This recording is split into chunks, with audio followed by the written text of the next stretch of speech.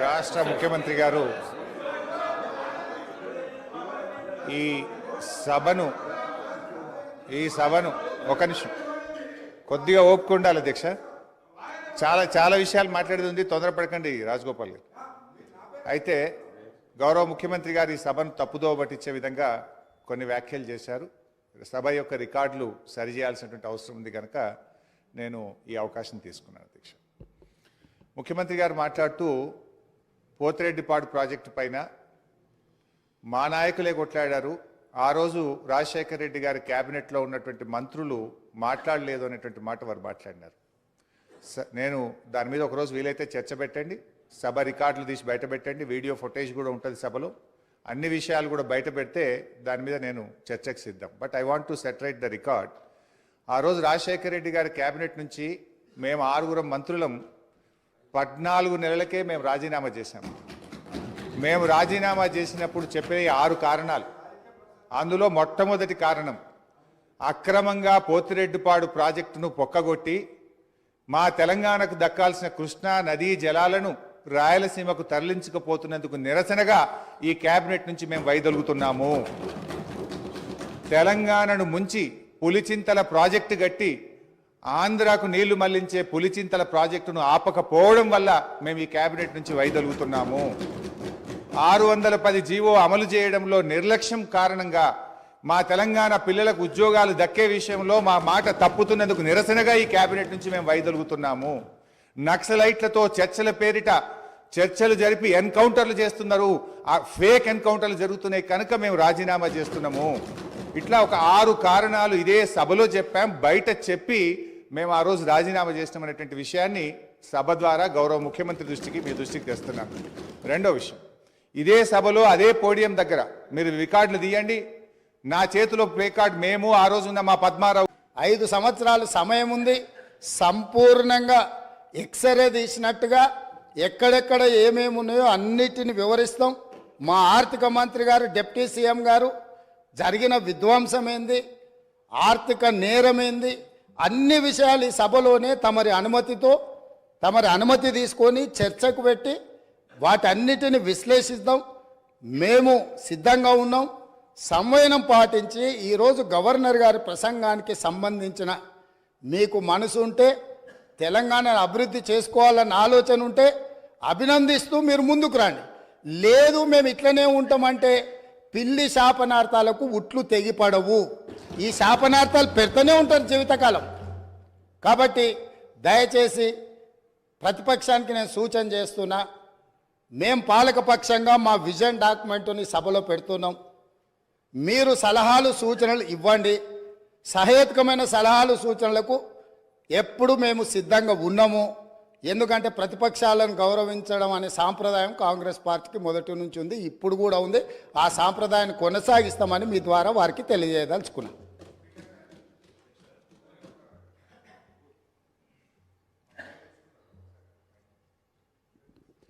వారు మా పేరు తీసుకున్నారు అధ్యక్ష.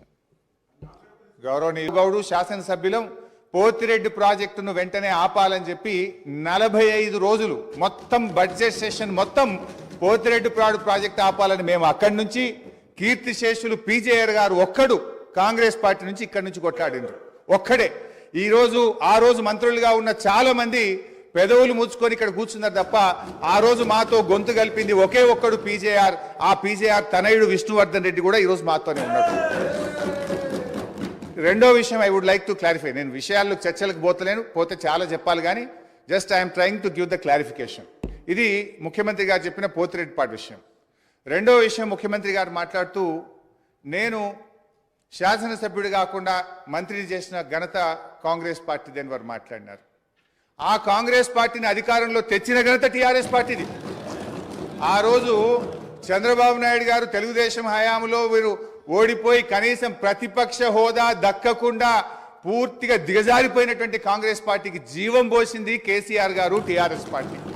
ఎందుకంటే నేను ఆ రోజు ప్రణబ్ ముఖర్జీ గారితో హిమాచల్ భవన్లో చర్చలు జరిగినప్పుడు కీర్తిశేషులు వెంకటస్వామి గారు, గౌరవనీయులు మాజీ ఎంపీ సురేందర్ రెడ్డి గారు, కేసీఆర్ గారు, ఆలే నరేంద్ర గారు, నేను ఆ చర్చల్లో ఉన్నాను. కేసీఆర్ గారు ఆ రోజు మాట్లాడుతూ ఆ అలయన్స్ చర్చలు జరిగినప్పుడు తప్పకుండా ఈ రాష్ట్రంలో కాంగ్రెస్ పార్టీ అధికారంలోకి తెస్తాం, దేశంలో కూడా అధికారంలోకి వస్తుందంటే ఆ రోజు ప్రణబ్ ముఖర్జీ గారు మాజీ రాష్ట్రపతి గారు అన్న మాట I was part of the discussion. Chandrashekar గారు మీరు అన్నట్టు నిజంగా కాంగ్రెస్ పార్టీ అధికారంలోకి వస్తే నువ్వు నా ఇంట్లో కూర్చొని తెలంగాణ రాష్ట్రం తీసుకొని పో, నిజంగా అధికారంలోకి వస్తుందా అని ఆయన అన్నారు. ఆ రోజు మేం పొత్తు పెట్టుకోవడం వల్లనే ఆ రోజు కాంగ్రెస్ పార్టీ అధికారంలోకి వచ్చింది తప్ప మీరేదో గెలిస్తే మాకు పదవులు ఇచ్చారు కాదు, మేము కాంగ్రెస్ పార్టీకి భిక్ష పెట్టినాం, మేము కాంగ్రెస్ పార్టీని అధికారంలో తేవడానికి ఆ రోజు సహకరించమనే విషయాన్ని గుర్తు చేస్తా ఉన్నా. అధ్యక్ష, కేసీఆర్ గారి గురించి కూడా వారు మాట్లాడినారు. Just I'm trying to set right the record. నేను స్పీచ్ ఇవ్వడం లేదు, స్పీచ్ ఇచ్చినప్పుడు నేను ఇంకా చాలా విషయాలు చెప్తా, ఓన్లీ రికార్డ్ సెట్ రైట్ చేసే ప్రయత్నం చేస్తున్నా. వారు ఏం మాట్లాడినారంటే కేసీఆర్ గారిని మేము ఎంపీ చేసినామని చెప్పి మాట్లాడుతున్నారు. కేసీఆర్ ఆ రోజు కాంగ్రెస్ పార్టీతో పొత్తు పెట్టుకున్నప్పుడు కేసీఆర్ గారి గురించి ఒకటే విషయం చెప్పి నేను ముగిస్తా అధ్యక్ష. ఓన్లీ 1 మినిట్ అధ్యక్ష, 1 మినిట్ అధ్యక్ష. ఆ రోజు 1 మినిట్ అధ్యక్ష. Only I'm trying to set right the record. నేను స్పీచ్ ఇవ్వట్లేదు, రికార్డు కరెక్షన్ మాత్రం. ఒక్కటే నిమిషం అధ్యక్ష, సీనియర్ శాసనసభ్యులు ఒక్కటే నిమిషం అధ్యక్ష. I will take only 1 minute, I will take only 1 minute అధ్యక్ష. ఆ రోజు నిజంగానే కేంద్రంలో ఆ రోజు కాంగ్రెస్ పార్టీ అధికారంలోకి వచ్చినప్పుడు సోనియా గాంధీ గారి అధ్యక్షంలో యూపీఏ సమావేశం జరిగింది. ఆ యూపీఏ సమావేశంలో సోనియా గాంధీ గారు కేంద్ర మంత్రివర్గంలో కేసీఆర్ గారిని చేరమన్నప్పుడు కేసీఆర్ గారు ఒక మాట చెప్పారు, కామన్ మినిమం ప్రోగ్రామ్ లో తెలంగాణ అంశం పెడితేనే నేను కేబినెట్ లో చేరతా, నేను పదవుల కోసం రాలేదు, తెలంగాణ కోసం ఢిల్లీకి వచ్చినా అని చెప్పిండు కేసీఆర్ గారు. ఆ రోజు కామన్ మినిమం ప్రోగ్రామ్ లో పెట్టి ఉభయ సభలను రాష్ట్రపతి గారు ఉద్దేశించిన సభలో రాష్ట్రపతి గారు తెలంగాణ రాష్ట్ర ఏర్పాటును సంప్రదింపుల ద్వారా చేస్తామని చెప్పించింది కేసీఆర్ గారు. ఆ రోజు షిప్పింగ్ పోర్ట్ఫోలియో ఇస్తే అధ్యక్ష, షిప్పింగ్ పోర్ట్ఫోలియో ఇస్తే అధ్యక్ష, ఒక్కటే నిమిషం, ఆ రోజు డిఎంకే పార్టీ మాకు షిప్పింగ్ పోర్ట్ఫోలియోగా 1 మినిట్ శ్రీధర్ బాబు గారు. నేను గౌరవ మంత్రి ప్లీజ్ సార్, గౌరవ మాజీ మంత్రి గారికి, ఎందుకంటే వారికి కూడా శాసనసభ వ్యవహారాలకు సంబంధించిన మంత్రి గారు, ఈ డిస్కషన్కి సంబంధించి, ఈ చర్చకు సంబంధించి ఇంతకుముందు గౌరవ ముఖ్యమంత్రి గారు చెప్పినట్టు చర్చకు, ఈ విధమైన లఘు చర్చకు మనము మీరు అనుమతిస్తే రేపు కానీ ఎల్లుండి కానీ ఆవలెల్లుండి కానీ మనం బయలుపెడతాం. అధ్యక్ష, వారికి నేను ఈ విధంగా మీరు అందరికీ మరి అవకాశం ఇస్తే సమయం సరిపోదు సార్.